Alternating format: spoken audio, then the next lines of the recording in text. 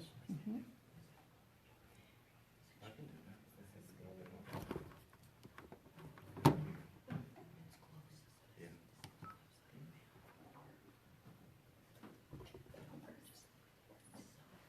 Okay. Good morning. This is lesson 2 of 12 weeks here at the Blended Families Ministry class at Dream City Church in Phoenix, Arizona. And here we go with the lesson Dr. Larry is going to present to you. Thank you. Enjoy. All right. Thank you, Carol. This is week 2 of 12, and it's entitled, What is a Blended Family? Last week it was, What is a Godly Marriage? So we got the basics down last week, and now we're talking about, so what is a blended family anyway? A lot of people don't know what you're talking about when you say we're a blended family. So they're like, what is that? Or I'm not blended, they say. I'm not blended. Yeah, then there's those that are like, ooh, I'm not blended. Yeah. Like it's a bad thing. Yep. But, so we like to try to define what we're talking about here. So, different types of blended families, right? We have different cultures, different nationalities, different religions. Adoption is one. If we're a Christian, we have been adopted into the family of God. That's how we become brothers and sisters in Christ, because we're adopted. And obviously there's remarriage after divorce and after the loss of a spouse. And so as far as this ministry is concerned, we pretty much get everybody that's part of a blended family. And, you know, different cultures is a little different than nationalities. You can be from different culture, different nations, and obviously that's going to be a different a blended family. But different cultures, you can be from, like my wife was from New England. She'd been married to somebody from Texas. That's like being from 2 different countries. Yeah. You know? That's right. Especially when it came to the food. You're still from the United States, but it's very different. Sure. And those kind of differences can create a bunch of conflicts, you know. And that's more the topic of next week's lesson is like who's normal is normal. You know, it's your differences. Your normal is one thing and theirs is something else, and now you got to try to figure out how to put those together. But God gave us the directions on how to do that. So if we follow his rule book, it comes out pretty good. Okay, so different cultures, nationalities, religions, remarriage after divorce, after the loss of a spouse, they're all part of the family of God if we're a follower of Christ. So we're all related that way. And in the Old Testament, almost everybody was a blended family somehow. I mean, you know, multiple wives. You know, if the husband died, then the brothers were supposed to marry the wife, and all that kind of stuff. So it could get pretty complicated. But most of what we're going to be talking about today are the 2 main ones: after divorce, remarriage after divorce, and remarriage after the loss of a spouse. I'll just start with divorce, because that's probably the biggest percentage of people that end up in a blended family. It's either your parents got divorced, so you're the product of a broken family, and then if they ever get remarried, now you're part of a blended family.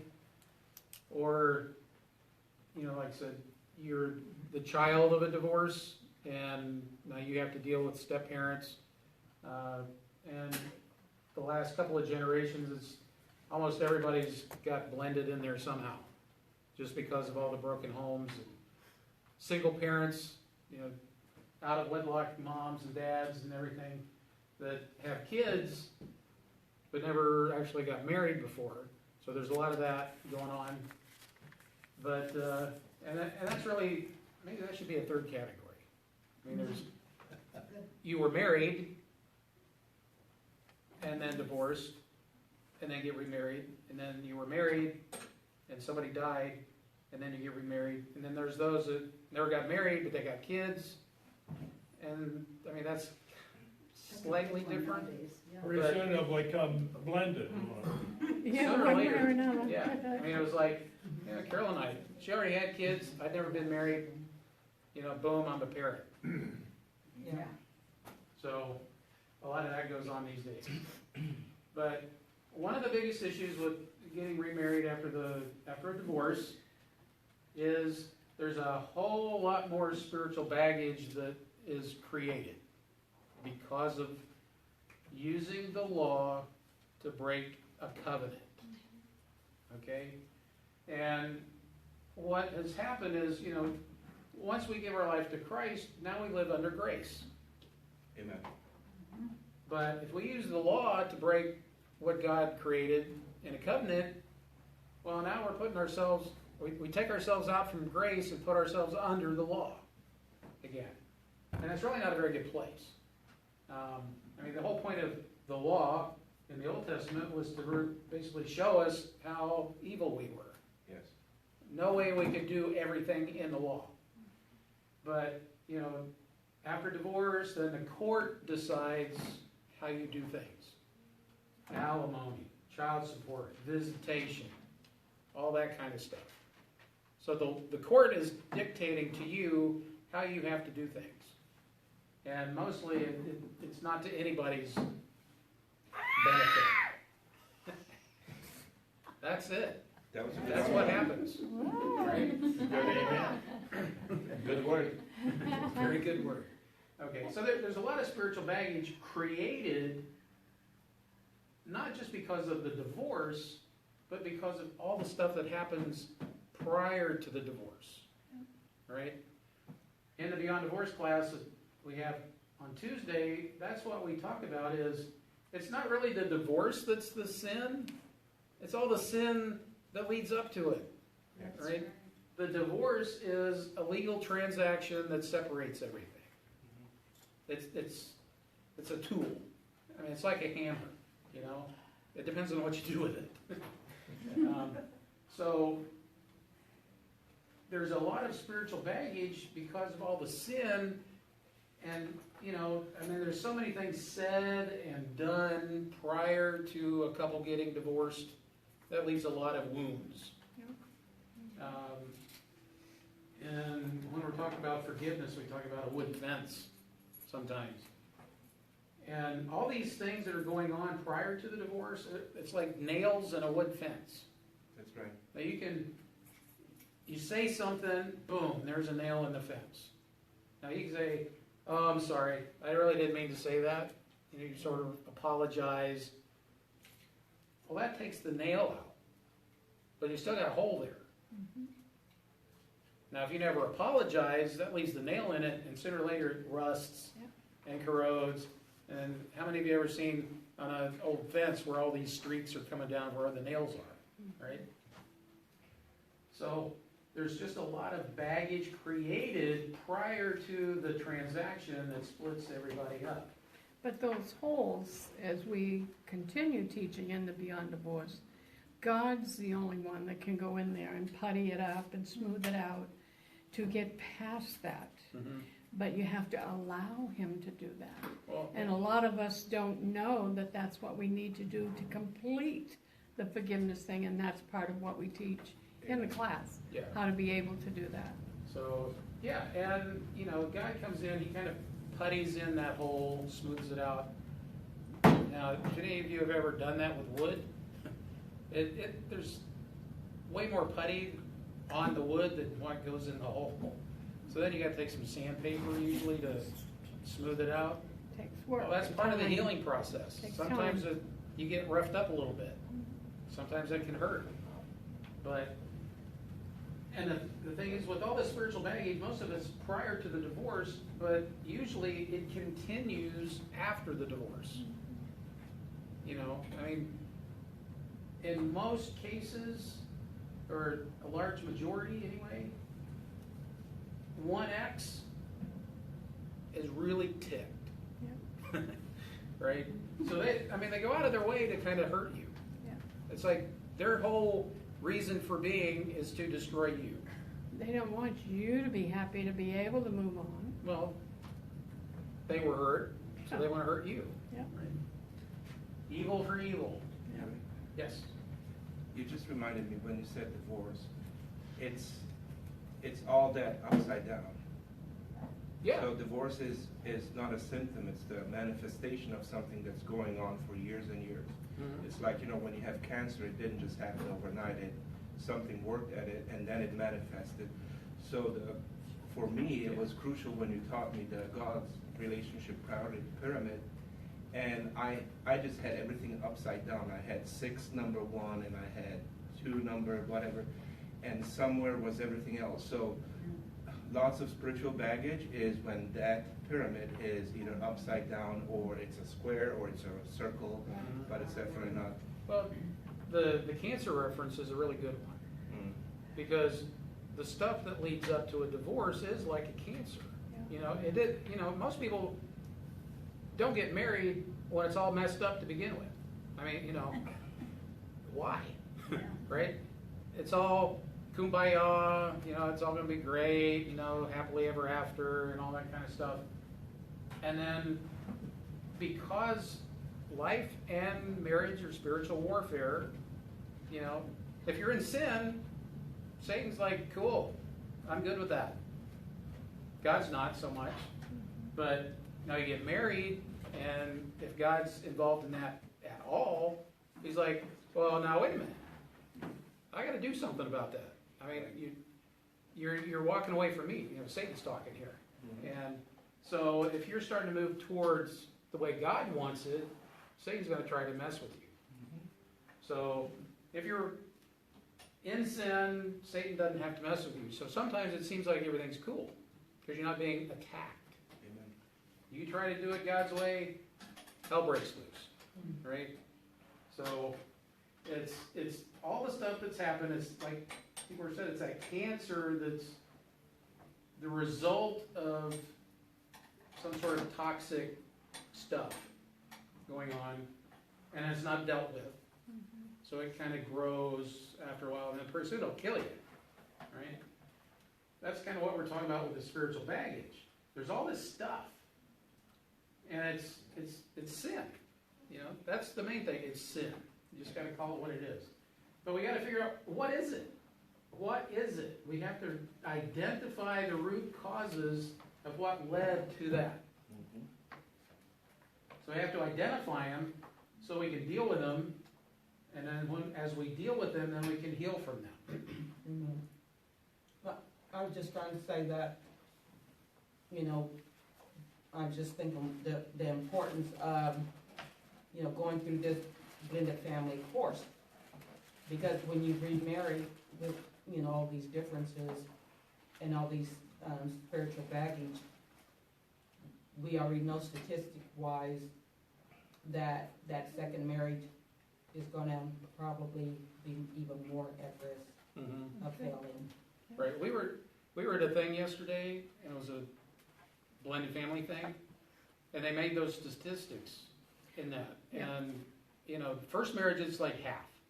Second one's it's like 2 out of 3. After that, it's like 3 out of 4 fail. Wow. Quicker. And Quicker. And if you don't deal with this, it it Repeating. keeps growing back. Yeah. Right. Wayne wanted to add something. Yeah. Wayne.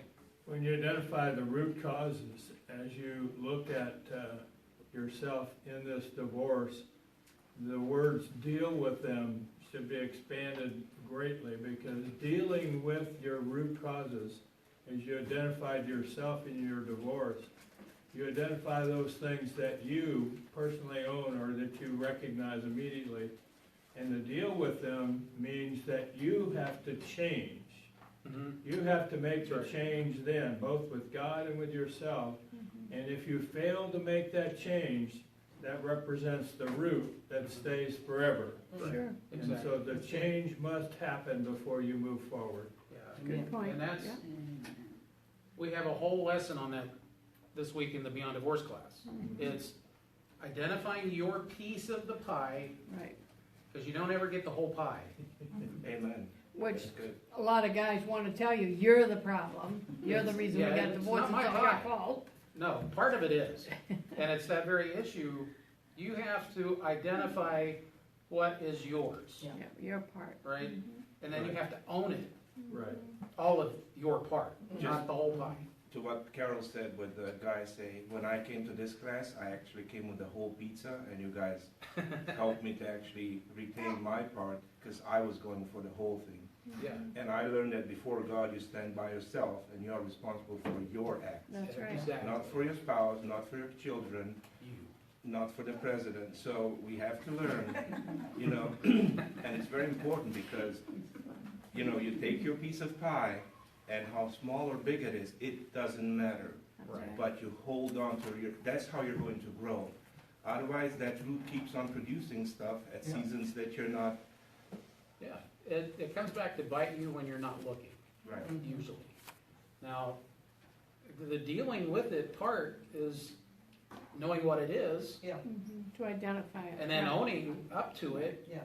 And then you go through the Psalm 51 process of confessing, Mhm. which is part of owning the problem. And you confess it, and then you ask God to forgive you. Mhm. You know, you repent, Yes. and then you ask God to forgive you, and He does, Mhm. because that's what He does. And then you have to forgive yourself. Right. That's a good one. Amen. Amen. A lot of people get the first 4 steps, but they don't get that 5th one, That's right. you know? Oh, I can never forgive me for that, Yeah. you know? Why? I mean, don't you want to? You know? I messed up royally, and then I heard about, you know, for someone that's in Christ, they're a new creation. That's And right. I'm like, That's right. well, I don't want to be what I did, so Yeah. sign me up. Exactly. You know, I want to get away from that. I don't want to keep dragging it with me. Yeah. I want to get as far away from that as I can. And going back to ownership, you know, you can't get forgiveness for something you deny or ignore or Right. pretend not there or never happened. But if you Yeah, right. confess, and I think, I'm not for sure if it's in this one, but it's probably in the other one, but if you confess it, then you make it available for God to come in and forgive you. But To He can't cleanse you. forgive you if you don't own up to it. Yeah, and part of the forgiveness from God is the cleansing Amen. of you. Well, something has to die. Well, yeah, that was kind of a revelation I had a couple of weeks ago. That I mean, and it was all about Lazarus when Jesus delayed his arrival just to make sure. He was like, okay, Lazarus has been dead 4 days, and back then the tradition was after 3, the spirit's gone. So there's like no hope of any kind of anything happening. So he made sure it was 4 days, and he came along and says, okay, Lazarus, come out. And Lazarus did. And he set out, you know, it was like a mummy walking, you know. Set all this grave clothes on him and everything. And a big revelation for me was, in order for something to be resurrected, it has to die first. Wow. That is a big revelation. And then there was another one. Okay, this was Jesus showing his disciples what ministry is all about. Mm. He told his disciples to remove the grave clothes. Mm. Jesus didn't do that. Right. Mhm. So part of our job as ministry is not necessarily to do the resurrecting, but to do the unwrapping. That's a good word. The setting free, Yeah. helping them to be set free. in Right. their walk with the Standing to show Lord. it, yeah. We're there to help these people figure out where they go from here. Mhm. You know, Very good. Jesus calls them out of the tomb. It's our job to unwrap them. Yes. Mhm. And you know, there are some of us who say, where was this ministry years ago? Yeah. And the answer is, it's right here. Never heard that before. No. So your ministry is right here today, and it's speaking loud and clear to all of us.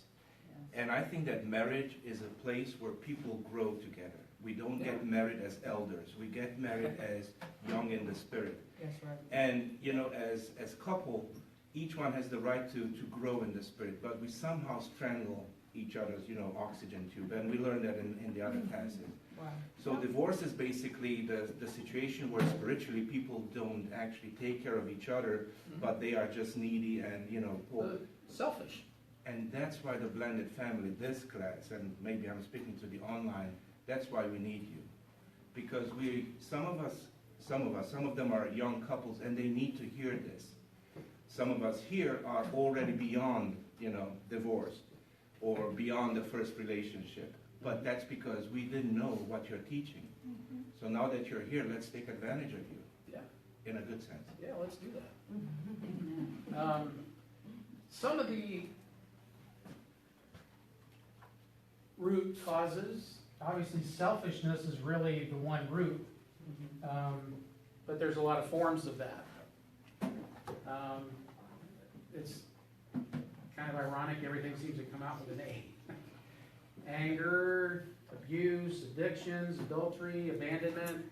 Amazing. All these things are reasons why people end up getting divorced. But it's really selfishness, right? When you think about it. Somebody that has anger issues, whatever the circumstances, they make it all about themselves. They're not getting what they were expecting. So it's unmet expectations that lead to that. Abuse is like, I don't feel good about me, so I'm going to make you smaller. So I feel bigger, right? Addictions, all kinds of things. Facebook can be an addiction, Amen. Adultery, abandonment, that was one we added a couple of semesters ago. Because that was one of the things we got out of the Beyond Divorce class. That's why people were in the class, is because right. they had been left alone. Yeah. Somebody just walked off. And they didn't care, right? So when somebody's been abandoned, then they don't feel good about themselves. I'm not worthy of anything. Nobody loves me. I don't love me, That's right. right? So these are a lot of the issues that deal from the main root of most things. That's just being selfish. It's all about me.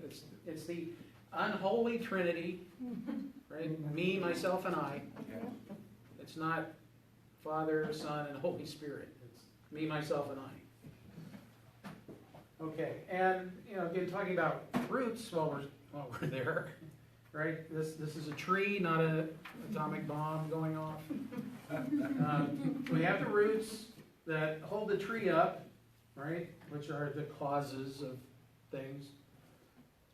And the fruit or the symptoms are up here on the top part of the tree. And what we tend to do with most things, we get sick, we go to the doctor, we got a runny nose, it gives you something to stop a runny nose.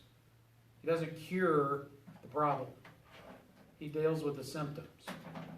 And, if one of the symptoms is anger, then, we try to do something to just not be angry. We don't even try to go where the root is. Yeah. But Management. Yeah, pain exactly. management, You go to a class, they medication. talk about how not to be angry, but they don't really, why are you angry? That's what you need to ask yourself. If you have a problem with anger, ask yourself, why do I get angry? Well, usually there's a big pain somewhere. Yeah. A hurt, created a lot of pain in the past, and stuff like that. So we tend to just pick the fruit, deal with the symptoms, and never fix the roots. And then, if we get divorced and move on, then the roots are still there, and then that fruit comes back. Right. So, last week we talked about what is a godly marriage. We know that God wants to multiply. That was part of his commandment for Adam and Eve, was take dominion and multiply. Yes. What he wanted multiplied was his image. That's good. But what he did, he had a whole image in Adam, and he said, well, it's not good for Adam to just be Adam, so let me take Eve out of there. But he told him to be one flesh, because he wanted his image intact. He started with a whole image, took it apart, told him to be one, so his image was back together. So God wants a whole one to be multiplied by a whole one to have a one flesh. That's what marriage is all about. So, if you've been divorced or in relationships that never worked out, you never really got married, but had relationships for any extended length of time, figure out you. Get to know you. And like in the other class, it's like, learn to be okay with you. That's love your neighbor as yourself. I didn't realize when Wayne and I were married almost 40 years ago how important it was that he took care of his stuff. I didn't know to take care of mine then at the time, but he took care of his stuff. We came into this marriage, and when I started studying the Word more, I realized just how much influence you men have. It's so important. I'm a strong woman, and I didn't want any man telling me anything, but I got to realize just who you are in God, you men.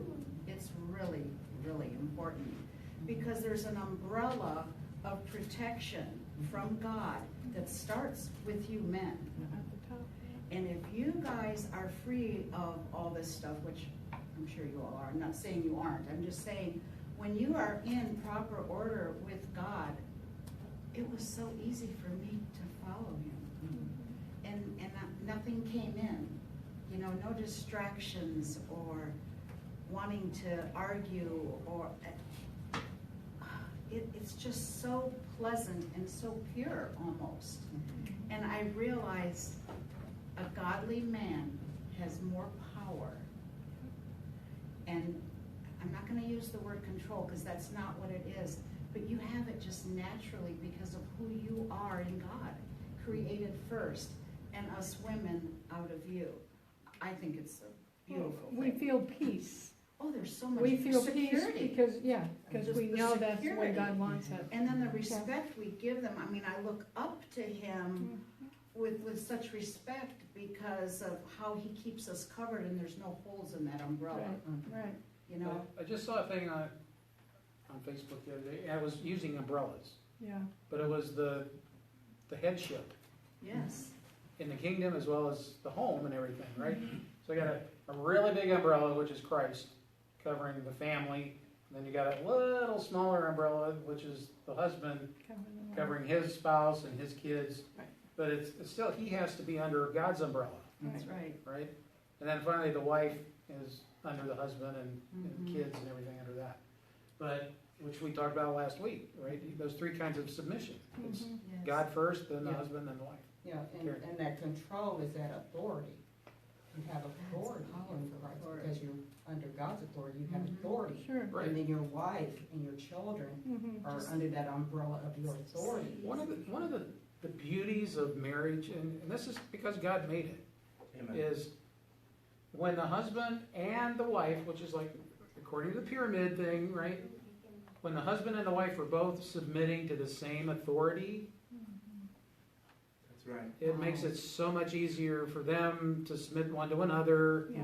and the kids to them, and all that. It's when one is not Right. Correct. that, the whole thing falls apart. Okay, so any other questions, comments on all the crap that happens after a divorce? No? Okay. So let's move on to the difference between the divorce and the loss of a spouse. Okay, so when a spouse has died, the covenant has been fulfilled. The covenant is till death do us part. So when you've been married until one spouse dies, you have fulfilled the covenant. So there is way less spiritual baggage. You met your obligations under that covenant. Now obviously there's still some things, minor things, compared to major things, right? Nothing's perfect, okay, except Jesus. But there is way less spiritual baggage because you didn't use the law to break anything. So you're still under grace. So that's the big difference. After divorce, you're under the law for the most part. After the loss of a spouse, you're still under grace. And that makes a huge difference in how life treats you, right? So you were married for who knows how long. Sometimes, you know, there's accidents that happen. You think of police officers or something, you know, they're still pretty young, something happens to them. But just kind of a general thing, we're talking maybe people in their 50s or 60s that end up getting remarried. I mean, they're still fairly young, but, you know, they still got another 20, 30 years maybe. But they don't want to be alone that long, right? So they find, you know, God brings somebody into their life, they end up getting married. But, so now this isn't the same person they were married to before. You know, if they were married like more than 10 years, now, yeah, you got that pair of shoes broke in, and then you get a new pair of shoes. You know, anybody ever get a blister from a new pair of shoes? That's kind of like a new spouse. You got to break them in. But once you break them in, not much better than a broken pair of shoes, right? But like new shoes, sometimes they cause blisters. And you have to go through a little bit of pain to get them broken in to where they fit, they feel comfortable, and you don't even think about it anymore. The biggest problem in this issue is comparing the old to the new, or the new to the old, however you want to do that. Because you have this history, and now you're starting something different. But you're used to the history. That's your normal. That was your normal. It's hard to create a new normal. And we'll talk about that next week. But that's the biggest issue we've seen with different couples that are remarried a little later on is, well, my old husband never used to do that. Right. Or, you know, like, my wife was an awesome cook. You can't cook worth a lick. What's up? Yep. You know, I mean, there's all that kind of stuff. You have to recognize that you're comparing new to the old on both sides. Yeah. And so it really becomes complicated, and unless you've got great communication, you're going to have the conflict, and conflicts to be resolved. But Right. what you think, as you refer to the normal, what's normal for you is not the normal for the other. And likewise on the other side, and so there's lots to be communicated Right. with, and lots to be. And the new, let's say the new guy, hates to be compared to the old guy. Right. Absolutely, we all You do. know, I mean, where's the respect in that, Yeah, Right. that's true. right? Why is respect your husband? Well, Amen. if I feel like I'm totally compared to the other guy constantly, why would I want to put up with that? Right. You know, or you know, if I keep complaining about my wife's cooking compared to the old wife, it's going to make her feel like that. Right? She's gonna So- really fix your meal. Yeah, that's a dangerous thing to do. Yeah, really. That's why it's 75%. That's right. When you were talking, I thought about the scripture I read about when Jesus said not to use old wineskins for new wine. Right. Good one. And so that's, you know, what you're saying here. Yeah, Compare that you can't put the new husband, In an old wine. the new wine, into an old wineskin. That's very good, Carol. Excellent. Write that one down. I like that. And if I may, what Karen said, it's a stronghold. The old is a stronghold. Right. And you have to cast it down. Mhm. And it's part of the healing. You have, and I tie into what Karen and Wayne said, you have to work on that part. Yeah. You have to understand that it's a stronghold if you still hold on to the memories. We do function through the memories. But you can't be in the future with the things from the past. You have to be with the people and the new things in the future, not with the old ones. Right. And I That's didn't why they really, have storages. I'm glad you brought that up, because I didn't really get to this part, but you have to take some time, especially when there's a loss of a spouse, But even if with a divorce too, because it's sort of like a death. Yes, that's true. You gotta take some time and you grieve the loss, Right. and the grieving is part of the healing process, Amen. That's right. right? Something died. Well, even in the dating cycle, the relationship ended. You're not married, but it's still a relationship Right. that Yeah. ended. You still And- have to take time to heal and allow your kids time to heal. You know, Uncle Frank just went out the door, so here comes Uncle Harry. Come on, take some That's time. good. Yeah. Some people They're have to have uncles. somebody there, but, yeah. Yeah. Yeah, that's what I'm saying, you don't want, you know, it's no fun being connected with someone that's on the rebound. Right. So you wanna Right. take time to heal. Yeah, Sure. well, that's why we keep talking, especially in the Beyond Divorce class, right? This is somebody that's broken, somebody that's either been abused or abandoned or something really bad happened, there was a trauma there, or just, somebody that you've loved for a number of years is gone. That's a trauma, It's a death, it really you is. know? And you really do need to take the time to heal. But part of the healing is the grieving process. That's right. You grieve and then you heal. Yeah. You don't heal and then grieve. You gotta grieve first. That's like one of the first steps. Amen.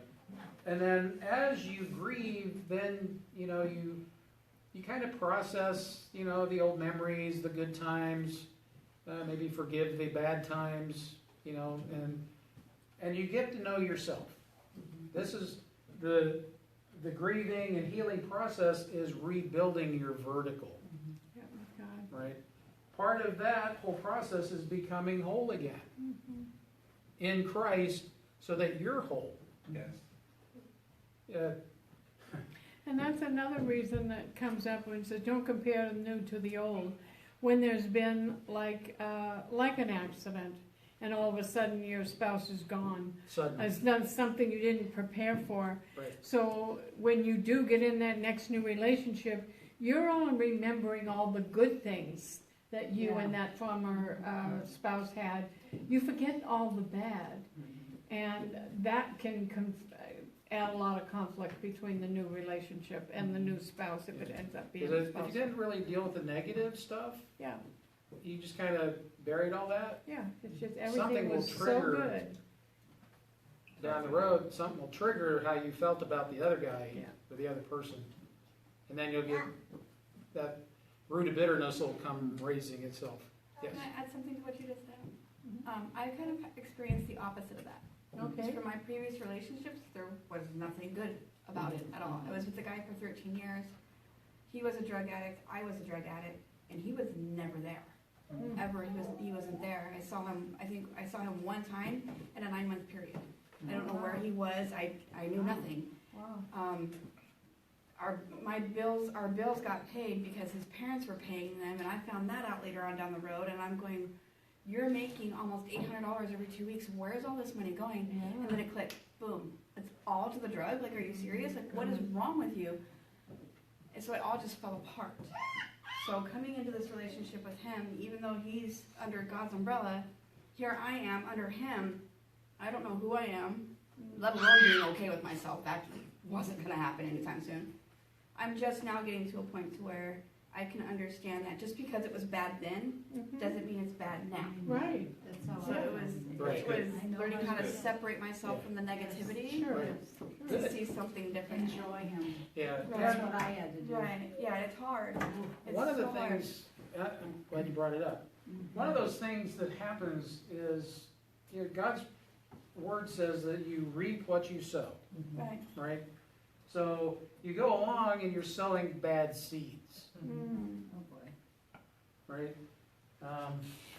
Okay, so bad seed, bad seed, bad seed, bad seed, you get saved. Okay, good seed, good seed, good seed, good seed.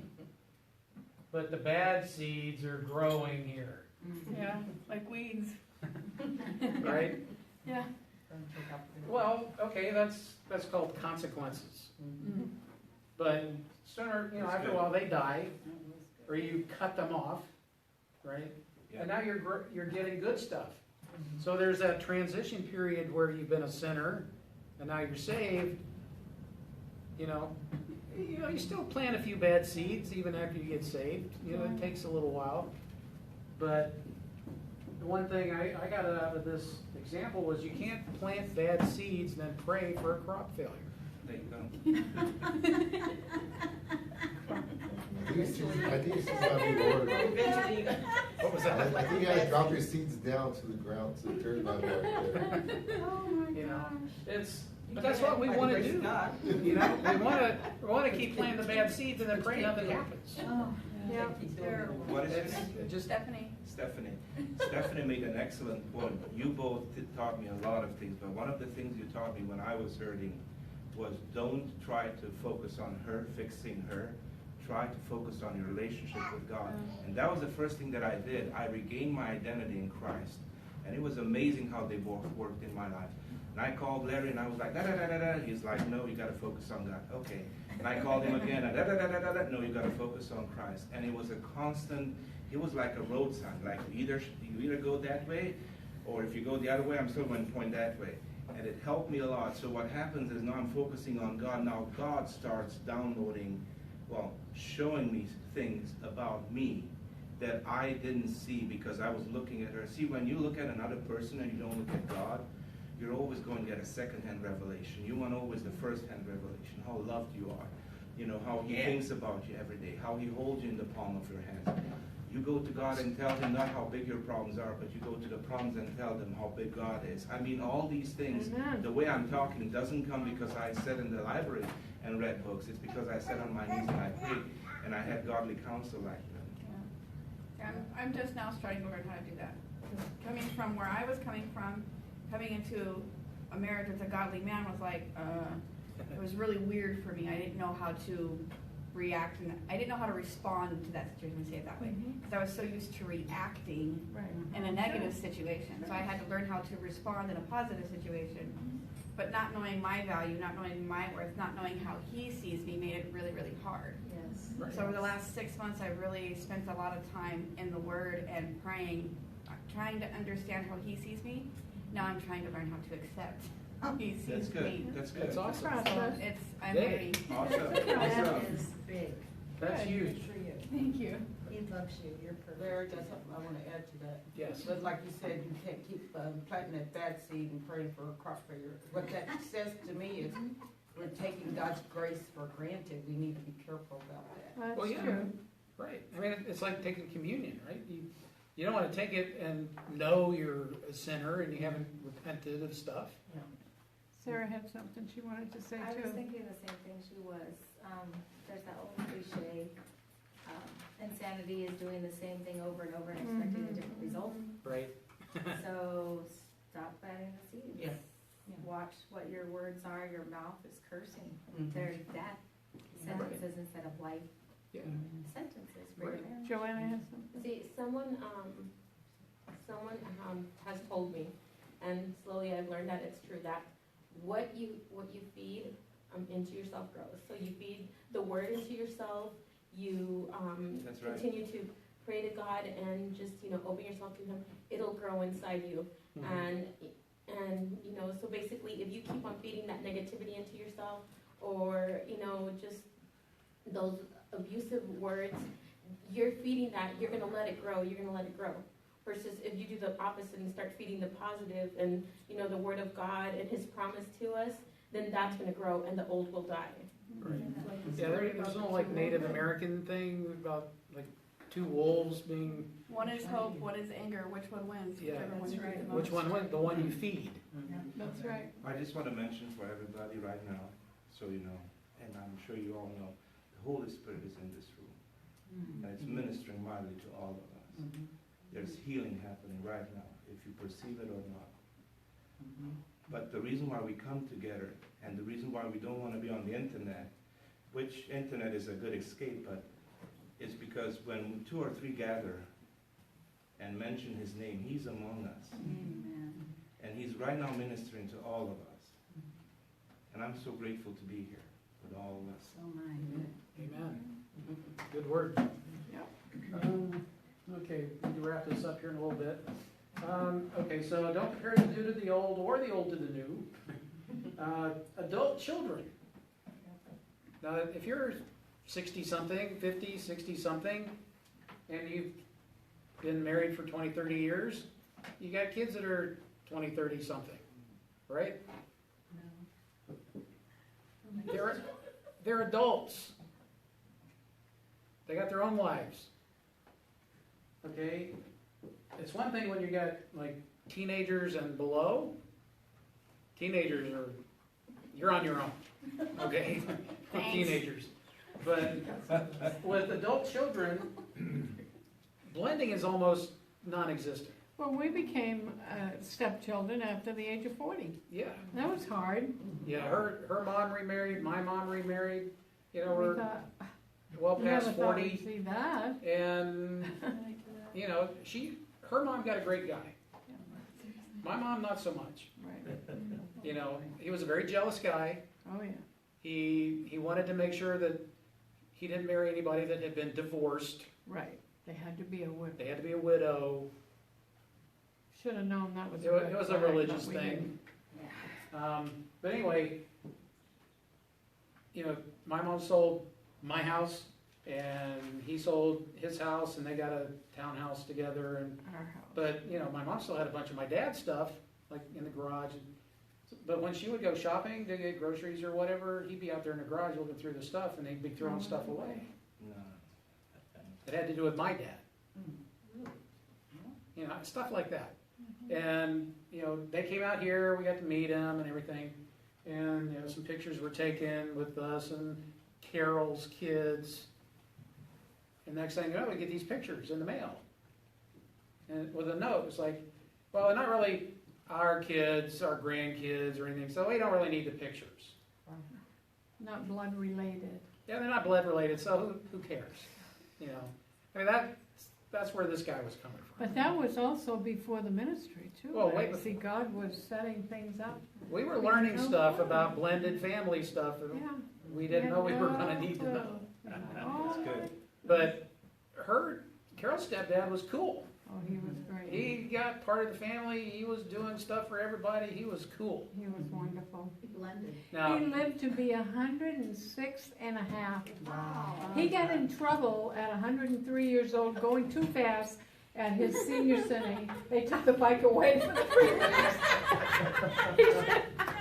yeah, he had one of those little three-wheel things with a Yeah. little electric motor on With the the flag on the back. He went around the corner too fast and he tipped over and he like took out a sign or something. And he was watching a woman walking down the street. We teased him.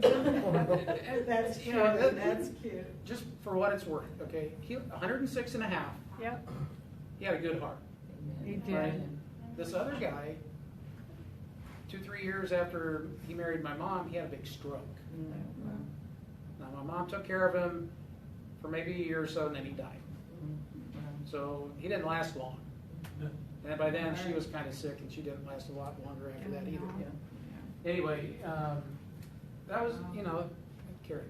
I was gonna say, you know, whether it's remarriage, you know, the death of a spouse, you know, the bottom line is you wanna make sure you're not unequally yoked. Right. You wanna Oh, make that's sure huge. That Good point. person is in God. Yeah. Or are you gonna still have some of the same? Well, yeah, Probably and, you not know, more. we kind of assume, in this class, we just sort of assume everybody's a Christian, and that's kind of where they're coming from. But yeah, it's a good point.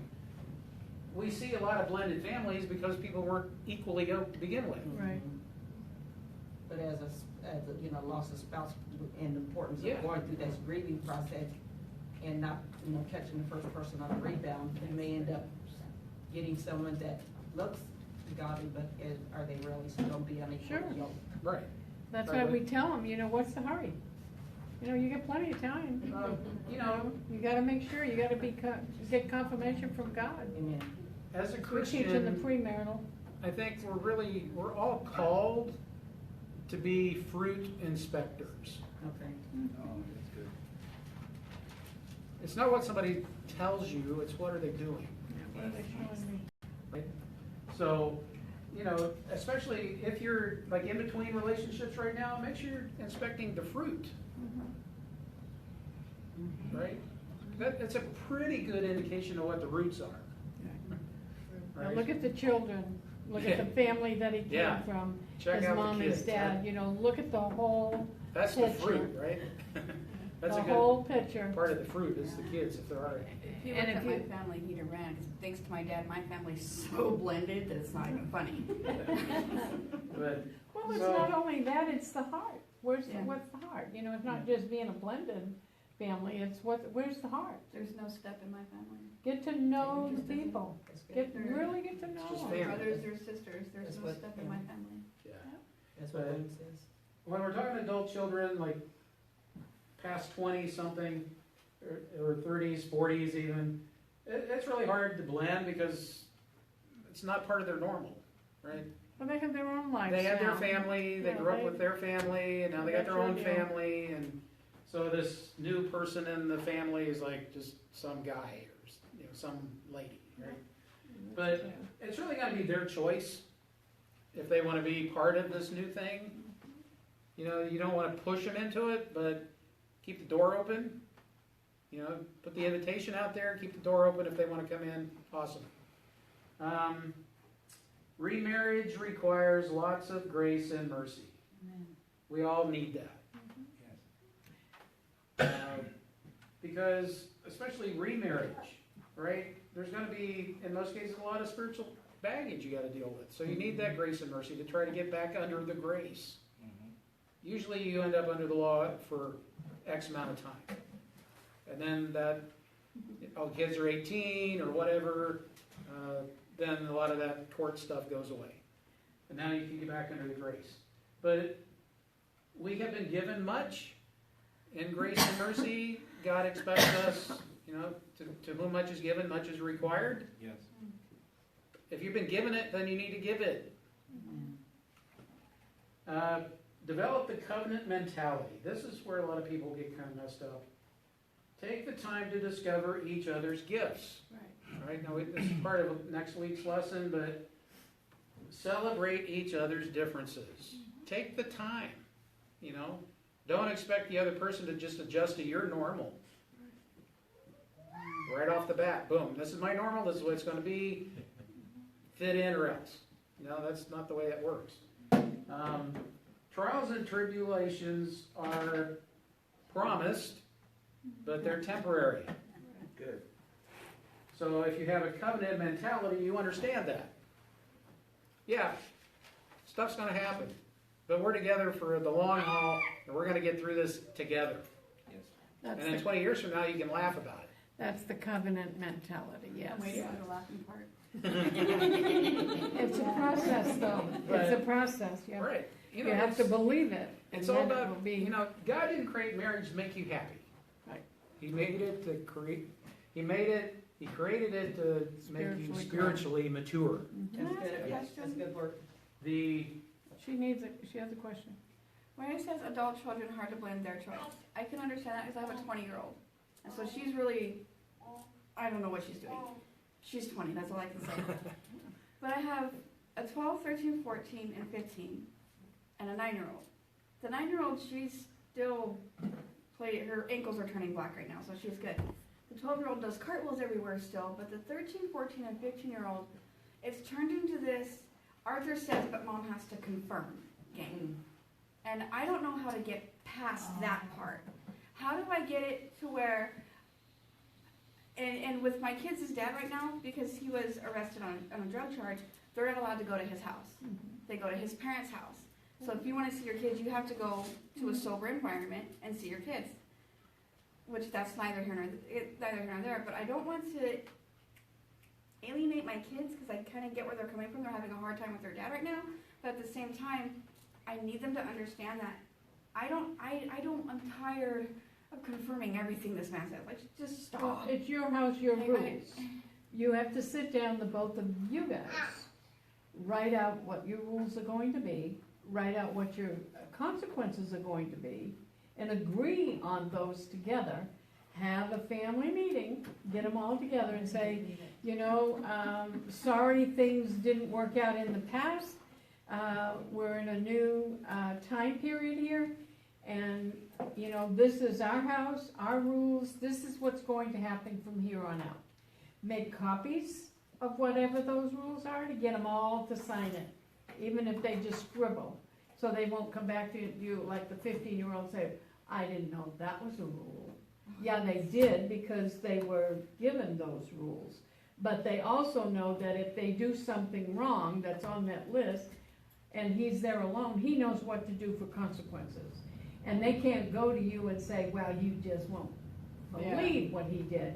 You guys have already been together on the decision making, how those children are gonna be disciplined or what the consequences are gonna be, so there's no argument.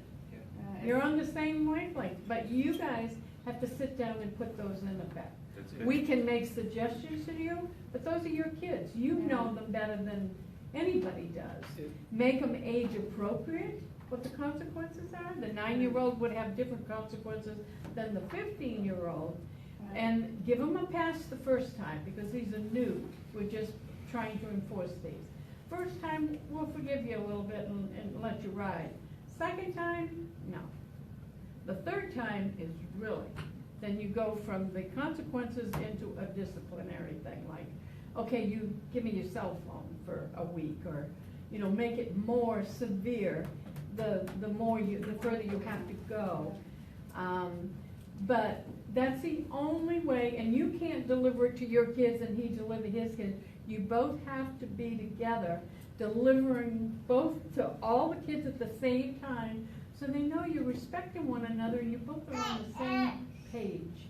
So they can't play one against the other. Yeah, if you Sometimes guys, for him, I kind of feel bad because he married me and bam, now he's a parent. yeah. So he didn't have kids before me. So Well, Larry didn't either. If you Larry didn't either. communicate to your kids that you guys are on the same page. Yeah. Because Yeah. So, that's what they'll do. They'll play one against the other. Of course, we know They the know tricks. that I don't waver. If I say it goes, this is what goes. So what they do is they wait for me to leave the room, and then they go, Oh, yeah, I mean, that's yeah. just too harsh. And Why then do I it- have to do that? He and then- doesn't do it. I hear a lot, oh, you don't care what I have to say. You just Oh, want to yeah, listen to well, him. they're And just it's like- playing games. They're kids. They're just playing games. Yes. but that's a test. Yep, It for is. you. That's a big test in a blended family is the kids will push you to see where you are. How Yeah, we're sending serious them. you really are. It feels bad, but it's a Okay. test. Do I have time to share this? Sure. We had so many family meetings. We had 5 kids when we got married. Wayne sat us all down and he said, okay, to my 2 boys, your mom is gonna love me first. Yeah. Okay, you get the reaction, right? Yeah, my kids They would die of shock reacted. if they told him that. And he said, and the reason is because we've become one flesh. And she will, because we're one flesh, I'm Wayne, get to learn how to love you boys like your mother loves you. And then he did the same thing to the 3 girls. He goes, Deanna's gonna be first, so that Deanna can learn to love you like I love you. So what we did, and then he says, the law is, he's the boss. Whatever he says, Deanna's gonna agree because you're one flesh. And then we made our rules. And did what Carol said. But that's how he started it. Such a wise guy. We were, Yeah. Not a wise I guy. tell you, we were But a so wise blessed. guy. It wasn't easy, but it worked. Because The they Holy would, Spirit. they would That's start, and he awesome. never wavered either. You know, it was like, I'm the lenient one. I'm the one that's always caving and saying, okay. Well, right? most of the mothers So are. it's, Yeah, but mamas are he's, like that. you know, real firm. But I think if we actually sat my kids down and was like, hey, he's the boss, 3 of them would keel over and die from shock. Well, let 'em. But it's got a They verse get that up. says it. They get up and go again. He's said it before, but because like, you know, I'm the lenient one, I'm the one who always caves, they know they can poke me and then I'll just give them their way. Well, that was the old Stephanie. That's I not was the the new old- Stephanie. I'm letting you know right now, I used to give to my parents, okay, we gotta go. and maybe it's easier to just, you know, if they're gonna ask you something, make sure he's present, because that's what we do to the kids now. If they're gonna come ask me something, instead of me saying, go ask your dad, or instead of him saying, go ask your mom, he'll come into the room where I'm at and have them ask in front, Because I used to do that to my parents. Well, mom said it's okay if you're okay with it, but mom never said anything. They wouldn't figure it out till we were already long gone. Yeah, my 12-year-old does that to us all the time. She'll go and ask him and he'll say yes, and then she'll just go and do something because she went and told him that I said it was okay, and I'm like, I didn't even know what she was doing. So that's why we bring the kids all, oh, well, ask Dad, what were you gonna ask? And then if he says no, it's no. And it's done, it's over. So. Well, we're running out of time here, so we need to wrap it up. Okay, so trials and tribulations are temporary. If you have the covenant mentality, you can get through those. They're tests. And they're pass, fail. God gives us open book tests. Thank God. And if you still can't find the answer in the book, you can ask the teacher. That's right. Right? So, but if you fail, you get to take it again. Yeah, and tomorrow's a new day, start Until again. you got to keep taking the test till you pass, and then you Yeah. get a new test. Yeah. Okay, so that's pretty much it. We'll go ahead and turn all this stuff off. Thank you for watching, and the website. Yeah, it's blendedfamiliesministry.org. All the resources are available out there. We're partnering with ChristianLivingRadio.com. They broadcast these on their web radio station. And next week it's Celebrate Your Differences. Amen.